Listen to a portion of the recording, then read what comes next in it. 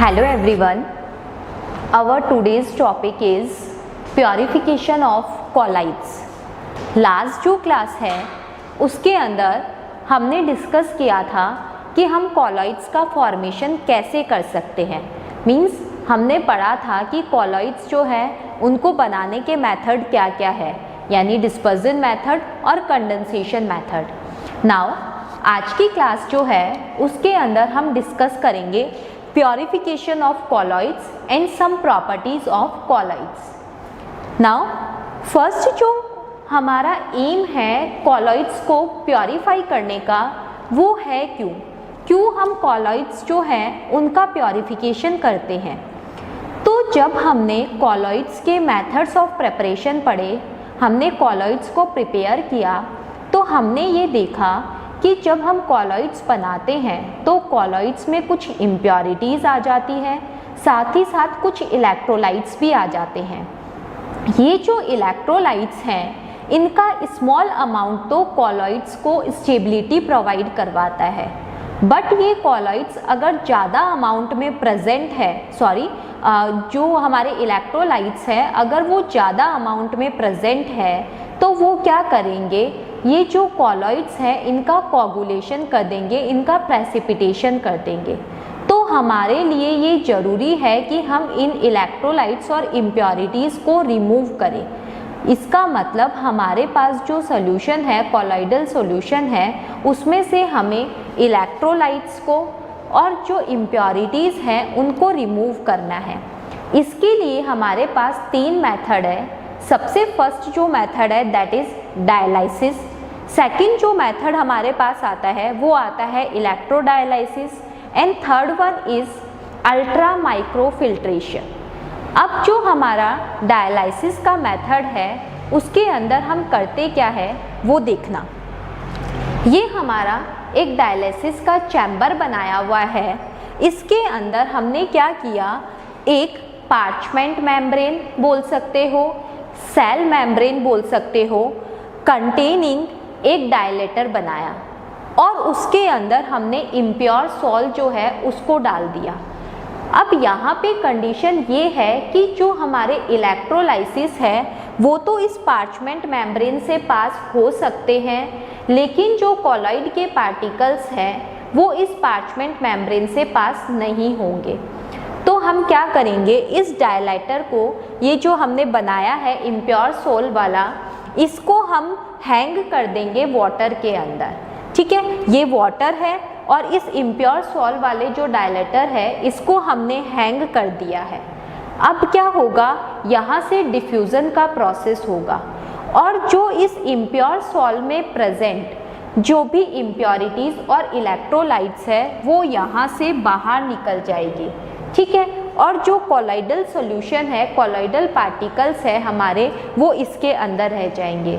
मतलब इम्प्योरिटीज़ और जो इलेक्ट्रोलाइट्स है उनका तो डिफ्यूज़न हो रहा है पार्चमेंट मेम्ब्रेन से, और जो पार्चमेंट मेम्ब्रेन है वो कॉलॉइड पार्टिकल्स को बाहर नहीं जाने देती है, उनका डिफ्यूज़न नहीं होने देती है। इसके ऊपर ही बेस्ड है हमारा ये डायलाइसिस। तो इस तरीके से हमने देखा इम्प्योरिटीज़ तो इधर वाटर के अंदर आ जाएगी और जो हमारे कॉलॉइड के पार्टिकल्स है, जो प्योर सोल्यूशन है, वो हमें इसके अंदर मिल जाएगा, जिसे हम क्या बोलते हैं, डायलाइसिस।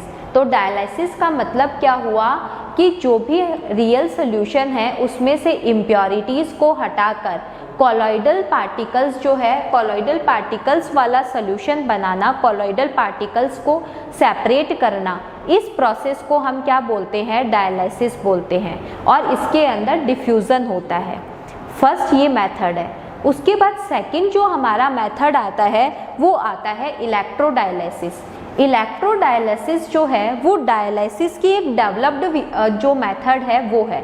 ये डायलाइसिस है, ये इलेक्ट्रोडायलाइसिस है, ये डायलाइसिस का ही एक डेवलप मेथड है। और इलेक्ट्रोडायलाइसिस मतलब जो इलेक्ट्रिक फील्ड लगाने पे जो डायलाइसिस हो रहा है उसे हम क्या बोलते हैं, इलेक्ट्रोडायलाइसिस बोलते हैं। यहाँ जो डायलिसिस होता है उसका जो रेट होती है वो धीरे होती है, लेकिन इलेक्ट्रोलाइसिस के अंदर जो प्योरिफिकेशन की रेट है वो क्या होती है, फास्ट होती है। यहाँ पे हम क्या करते हैं, डायलिसिस मेम्ब्रेन के बीच में इम्प्योर सॉल्ट को फिल कर देते हैं। ये हमारी डायलिसिस मेम्ब्रेन है, इसके बीच में हमने इम्प्योर सॉल्ट लगा दिया और इसके बाहर दोनों तरफ हमने वाटर लगा दिया। ये हमारा वाटर है, ठीक है। और ये जो है इधर और इधर हमने ये 2 इलेक्ट्रोड्स लगा दिए, ये इलेक्ट्रोड्स है।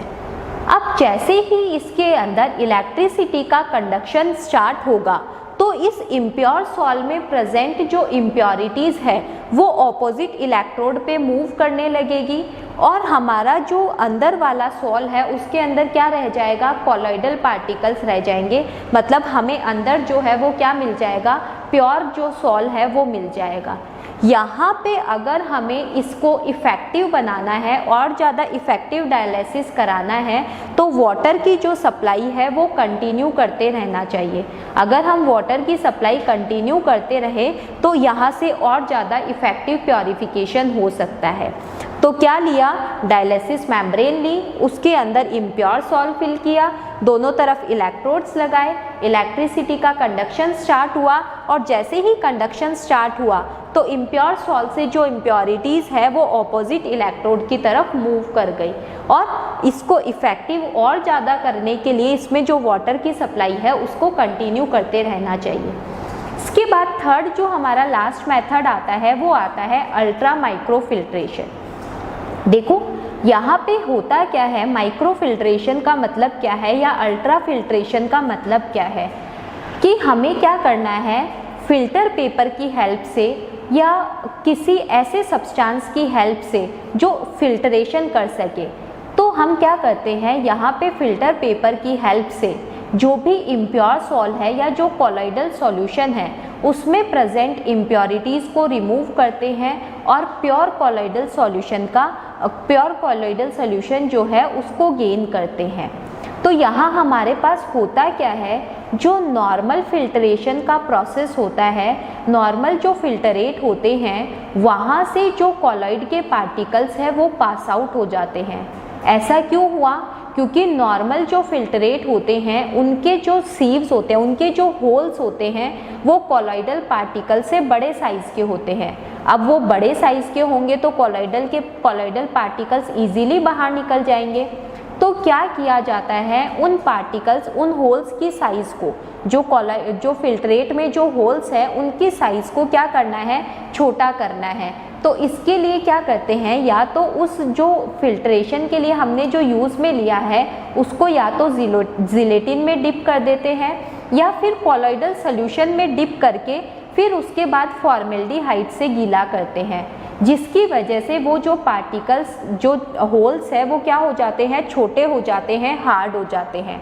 अब हम इसमें से जब कॉलॉइडल सॉल्यूशन डालते हैं तो इम्प्योरिटीज़ अलग हो जाती है और हमारे जो कॉलॉइडल पार्टिकल्स है वो सॉल्यूशन हमें क्या मिल जाता है, अलग मिल जाता है, प्योर मिल जाता है। तो हमने क्या किया, अल्ट्रा माइक्रो फिल्ट्रेशन। और अल्ट्रा माइक्रो फिल्ट्रेशन जो है उसके अंदर हम क्या करते हैं कि इम्प्योरिटीज़ को तो बाहर निकलने देते हैं। अल्ट्रा माइक्रो फिल्ट्रेशन के अंदर जो हम सब्सटेंस को काम में ले रहे हैं फिल्ट्रेशन के लिए, उसके अंदर इम्प्योरिटीज़ तो उस फिल्टर पेपर से पास आउट हो जानी चाहिए और जो कॉलॉइड के पार्टिकल्स है वो वहाँ पर ही रह जाने चाहिए। इसके ऊपर ही बेस्ड है हमारा फिल्ट्रेशन का प्रोसेस। तो इसके जो पार्टिकल्स हैं होल्स जो हैं उनका साइज़ बड़ा है, उसको छोटा करने के लिए क्या किया जाता है, या तो जिलेटिन को काम में लिया जाता है या कॉलॉइडल सॉल्यूशन में डिप करके फॉर्मेल्डिहाइड के साथ गीला करने से वो हार्ड हो जाते हैं। तो जो होल्स हैं उनका साइज़ छोटा हो जाता है और कॉलॉइड के पार्टिकल्स बाहर नहीं निकल पाते और हमें प्योर सॉल्यूशन मिल जाता है। ठीक है, प्योर कॉलॉइड्स का सॉल्यूशन मिल जाता है। तो इस तरीके से इन तीनों मेथड्स को अप्लाई करके हम क्या कर सकते हैं, जो भी इम्प्योरिटीज़ या इलेक्ट्रोलाइट्स प्रेजेंट हैं उनको रिमूव कर सकते हैं और प्योर कॉलॉइडल सॉल्यूशन जो है उसको गेन कर सकते हैं। अब हमारे पास नेक्स्ट जो टॉपिक आता है वो हमारा आता है प्रॉपर्टीज़ ऑफ कॉलॉइडल सॉल्यूशन। तो कॉलॉइडल सॉल्यूशन जो है उसकी प्रॉपर्टीज़ क्या क्या होती है, तो उसके अंदर हम अलग अलग प्रॉपर्टीज़ पढ़ेंगे। काइनेटिक प्रॉपर्टी है, ऑप्टिकल प्रॉपर्टीज़ है, इलेक्ट्रिकल प्रॉपर्टीज़ है, कुछ प्रॉपर्टीज़ जो है उनमें से हम आज डिस्कस करते हैं। सबसे फर्स्ट जो प्रॉपर्टी आती है वो हमारी आती है हिट्रोजेनिटी। हिट्रोजेनिटी का मतलब क्या है, जो कॉलॉइडल सॉल्यूशन होता है वो हिट्रोजीनियस होता है। क्यों? क्योंकि कॉलॉइड के जो पार्टिकल्स होते हैं उनका साइज़ क्या होता है, बड़ा होता है। मतलब हमारे जो डिस्पर्जन फेज़ के पार्टिकल्स हैं, एक डिस्पर्जन मीडियम है, एक डिस्पर्जन फेज़ है, तो जो डिस्पर्जन फेज़ के पार्टिकल्स हैं उनका साइज़ क्या होता है, बड़ा होता है, जिसकी वजह से कॉलॉइडल सॉल्यूशन कैसा होता है, हिट्रोजीनियस होता है। सेकंड हमारे पास जो आता है वो आता है अनस्टेबिलिटी। कॉलॉइडल सॉल्यूशन जो है वो अनस्टेबल होता है। क्यों? क्योंकि यहाँ पे जो डिस्पर्जन फेज़ के पार्टिकल्स हैं, अभी हमने देखा उनका साइज़ लार्ज होता है, और लार्ज होने की वजह से वो क्या होते हैं, ग्रेविटी की वजह से नीचे की तरफ सस्पेंड हो जाते हैं, सेटल डाउन हो जाते हैं। और ये ज़्यादा हमें देखने को मिलता है लायोफोबिक कॉलॉइड्स के अंदर। लायोफोबिक कॉलॉइड्स के अंदर अनस्टेबिलिटी जो है वो ज़्यादा देखने को मिलती है डिस्पर्जन फेज़ के जो पार्टिकल्स होते हैं, क्योंकि हमें पता है लायोफोबिक जो सोल्यूशन है, कॉलॉइडल सोल्यूशन है, वहाँ पे क्या होगा, जो डिस्पर्जन फेज़ है और डिस्पर्जन मीडियम है उनके बीच में अट्रैक्शन नहीं होता है, तो अनस्टेबिलिटी ज़्यादा कहाँ होगी, लायोफोबिक कॉलॉइडल सोल्यूशन में, और वो पार्टिकल्स जो है वो क्या होते हैं, बॉटम में सेटल डाउन हो जाते हैं। थर्ड हमारे पास आता है सरफेस एरिया। कॉलॉइड के जो पार्टिकल्स होते हैं उनका सरफेस एरिया बहुत ज़्यादा होता है। सरफेस एरिया ज़्यादा होने की वजह से ये अच्छे एड्जॉर्बेंट की तरह बिहेव करते हैं, साथ ही साथ इफ़ेक्टिव कैटलिस्ट की तरह भी बिहेव करते हैं। ठीक है, तो इनका सरफेस एरिया ज़्यादा होने की वजह से ये अच्छे कॉलॉइडल सॉल्यूशन, अच्छे जो है कैटलिस्ट होते हैं, साथ ही साथ अच्छे इफ़ेक्टिव जो है वो एड्जॉर्बेंट भी होते हैं। फिर उसके बाद नेक्स्ट जो हमारे पास आता है वो आता है कलर। तो देखो, अलग अलग जो कॉलॉइडल सॉल्यूशन है उनका कलर अलग अलग होता है। अब ये जो कलर है वो किस चीज़ पे डिपेंड करता है, ये कलर जो है वो डिपेंड करता है कि कॉलॉइड के जो पार्टिकल्स हैं उन्होंने जिस लाइट को स्कैटर्ड किया है उसकी वेवलेंथ क्या है। यानी कॉलॉइडल पार्टिकल्स, कॉलॉइडल सॉल्यूशन जो है उनका कलर अलग अलग होता है, और ये कलर जो है वो डिपेंड करता है जो कॉलॉइड के पार्टिकल्स लाइट को स्कैटर्ड करते हैं उसकी वेवलेंथ पे। जितना ज़्यादा लाइट की स्कैटरिंग होगी उतना ही ज़्यादा, यानी वो ही वाला कलर जो है वो हमें ज़्यादा दिखाई देगा। जिस कलर की स्कैटरिंग सबसे ज़्यादा होगी वो ही कलर जो है वो ज़्यादा दिखाई देता है। अब ये जो स्कैटरिंग है वो किस चीज़ के ऊपर डिपेंड करती है, कॉलॉइड के जो पार्टिकल्स हैं उनकी साइज़ के ऊपर और उनके नेचर के ऊपर डिपेंड करती है। जिस वेवलेंथ वाली लाइट की स्कैटरिंग सबसे ज़्यादा होती है वो ही कलर का कॉलॉइडल सॉल्यूशन हमें दिखाई देता है। जैसे हम बात करें कि हमारे पास है सिल्वर सोल। सिल्वर सोल जो है उसके अंदर अगर सिल्वर के पार्टिकल्स का साइज़ जो है वो 6 × 10⁻⁻5 mm का होता है, 6 × 10⁻⁻5 mm का होता है, तो हमें वो colloidal solution yellow orange colour का दिखाई देता है। लेकिन उन्हीं पार्टिकल्स का साइज़ अगर 9 × 10⁻⁻5 mm का होता है तो वो सॉल्यूशन हमें रेड ऑरेंज कलर का दिखाई देता है। मीन्स किसके ऊपर डिपेंड कर रहा है कलर, जो पार्टिकल्स की साइज़ है उसके ऊपर डिपेंड कर रहा है। अलग अलग साइज़ के जो पार्टिकल्स होंगे वो क्या करेंगे, अलग अलग तरीके से लाइट की स्कैटरिंग करेंगे, और जो लाइट सबसे ज़्यादा स्कैटर्ड होगी वो ही लाइट का हमें कॉलॉइडल सॉल्यूशन दिखाई देगा। फिर नेक्स्ट हमारे पास आता है सस्पेंशन, सेडिमेंटेशन। सेडिमेंटेशन क्या होता है, सेडिमेंटेशन का मतलब है कि हम कॉलॉइडल सॉल्यूशन जो है उसको जब सेंट्रीफ्यूगेशन मशीन के अंदर, सेंट्रीफ्यूगेशन मशीन के अंदर क्या होता है, छोटी छोटी ट्यूब्स होती है, उसके अंदर जब हम कॉलॉइडल सॉल्यूशन को डाल देते हैं और उसको रोटेट करवाते हैं, घुमाते हैं, तो जो कॉलॉइडल पार्टिकल्स है वो नीचे की तरफ सेटल डाउन हो जाते हैं। इसे ही हम क्या बोलते हैं, सेडिमेंटेशन बोलते हैं। और इसके बेसिस पर ही हम जो मैक्रोमॉलिक्यूल्स होते हैं उनका मास जो है वो कैलकुलेट कर सकते हैं। तो सेडिमेंटेशन जो है वो है क्या कि हमने कॉलॉइडल सॉल्यूशन को सेंट्रीफ्यूगेशन मशीन में रोटेट करवाया और इसके रोटेशन से जो कॉलॉइडल पार्टिकल्स है वो बॉटम में सेटल डाउन हो गए और सेटल डाउन होने की वजह से हम इनका क्या कर सकते हैं, मॉलिक्यूलर मास कैलकुलेट कर सकते हैं। फिर उसके बाद हमारे पास आती है next kinetic property. Kinetic property में जो हम पढ़ते हैं वो है ब्राउनियन मोशन। काइनेटिक मतलब जो मोशन से रिलेटेड होगी, तो इसके अंदर हमारे पास आता है ब्राउनियन मोशन और ये इम्पॉर्टेंट भी है। देखो रॉबर्ट ब्राउन जो साइंटिस्ट है उसने क्या देखा कि जो वाटर है उसके अंदर पोलर ग्रेन्स जो होते हैं वो इस तरीके से जिगजैग वे में रोटेट करते हैं, मूव करते हैं, मोशन में आते हैं, मतलब ऐसा जिगजैग मोशन देखने को मिला। तो उसने क्या देखा कि रॉबर्ट ब्राउन ने ये देखा कि जो वाटर है उसके अंदर पोलन ग्रेन्स का इस तरीके का जिगजैग मोशन होता है और ऐसा ही कुछ मोशन जो है वो कॉलॉइडल पार्टिकल्स का देखा गया कॉलॉइडल सॉल्यूशन के अंदर, कि कॉलॉइडल जो सॉल्यूशन होता है उसके अंदर जो कॉलॉइड के पार्टिकल्स है, डिस्पर्जन फेज के जो पार्टिकल्स है वो क्या करते हैं, ऐसा ही जिगजैग मोशन करते हैं। इस जिगजैग मोशन को ही क्या बोला गया, ब्राउनियन मोशन बोला गया।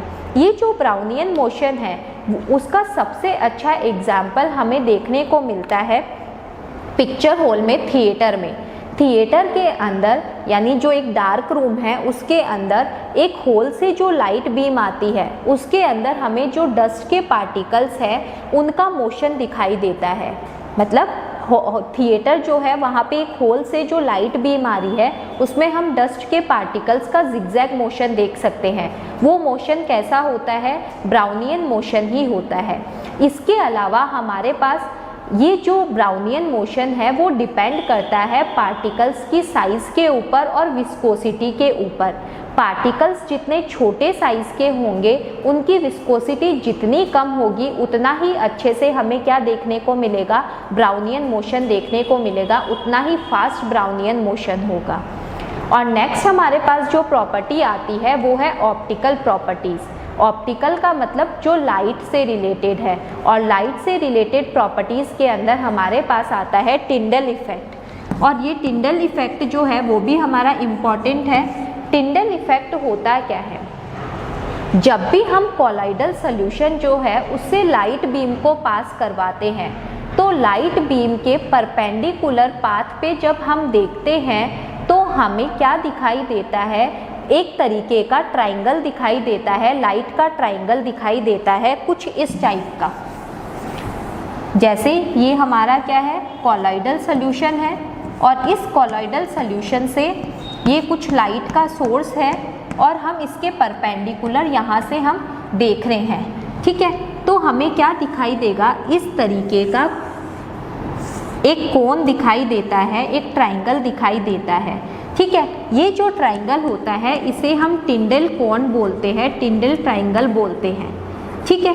ये कॉलॉइडल सॉल्यूशन, यहाँ से लाइट सोर्स से लाइट आ रही है और ये लाइट सोर्स जो है, जो लाइट आ रही है वो यहाँ लाइट के जो कॉलॉइड के पार्टिकल्स हैं उनसे स्कैटर्ड हो जाती है और हमें यहाँ पे एक कोन दिखाई देता है, ये टिंडल कोन, ये भी टिंडल कोन, जब हम इसके परपेंडिकुलर देखते हैं, ठीक है। इस कोन को हम क्या बोलते हैं, टिंडल कोन बोलते हैं और इस फिनोमिना को हम क्या बोलते हैं, टिंडल इफेक्ट बोलते हैं। मीन्स हुआ क्या, हमने क्या किया, जो कॉलॉइडल सॉल्यूशन है इसमें से लाइट के सोर्स को पास करवाया, लाइट को पास करवाया तो हमें लाइट जो है उसका पाथ विजिबल हो गया, हमें लाइट का पाथ दिखाई देने लग गया, जिसे हम बोलते हैं टिंडल इफेक्ट। और ये टिंडल इफेक्ट जो है वो किसकी वजह से दिखाई देता है, जो कॉलॉइड के पार्टिकल्स हैं उन्होंने क्या किया, इस लाइट को स्कैटर्ड कर दिया, उसकी वजह से हमें टिंडल इफेक्ट दिखाई देता है।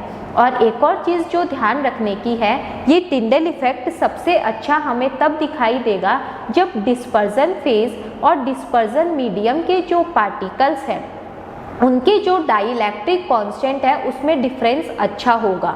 डिस्पर्जन फेज और डिस्पर्जन मीडियम के पार्टिकल्स के जो डाइलेक्ट्रिक कांस्टेंट है उसमें अच्छा डिफरेंस होता है, तो हमें यहाँ पे क्या दिखाई देता है, टिंडल इफेक्ट दिखाई देता है। और ये अच्छा डिफरेंस जो है वो हमें देखने को मिलता है लायोफोबिक जो कॉलाइड्स होते हैं उनके अंदर देखने को मिलता है। और इसका एग्जाम्पल हम देख सकते हैं कि जब एक बंद रूम के अंदर सनलाइट जो आती है तो हमें क्या, एक डार्क रूम है उसमें जब सनलाइट आ रही है तो हम उस लाइट के पाथ को अच्छी तरीके से देख पाते हैं। या डेंस फॉरेस्ट में जो प्लांट्स के बीच में से लाइट आती है तो उसका पाथ भी हम अच्छे से देख पाते हैं। तो वो किसका एग्जाम्पल है, हमारे पास टिंडल इफेक्ट का एग्जाम्पल है। और टिंडल इफेक्ट जो है वो इन्वर्सली प्रोपोर्शनल होता है लैम्डा की पावर 4 के। टिंडल इफेक्ट इन्वर्सली प्रोपोर्शनल है लैम्डा की पावर 4 के। इसका मतलब क्या हुआ, जिस लाइट की वेवलेंथ कम होती है उसके अंदर टिंडल इफेक्ट सबसे ज़्यादा देखने को मिलता है। तो जो ब्लू कलर की लाइट होती है उसकी वेवलेंथ जो है वो सबसे कम होती है, मीन्स उसकी स्कैटरिंग सबसे ज़्यादा होगी और इसी वजह से हमें स्काई और जो सी है वो ब्लू कलर के दिखाई देते हैं। तो आज की क्लास जो है उसके अंदर हमने डिस्कस किया हमारे प्योरिफिकेशन के मेथड्स को और साथ ही साथ हमने पढ़ी डिफरेंट जो प्रॉपर्टीज़ है कॉलॉइड्स की, और कुछ प्रॉपर्टीज़ जो है उसको हम डिस्कस करेंगे नेक्स्ट क्लास में। Thank you.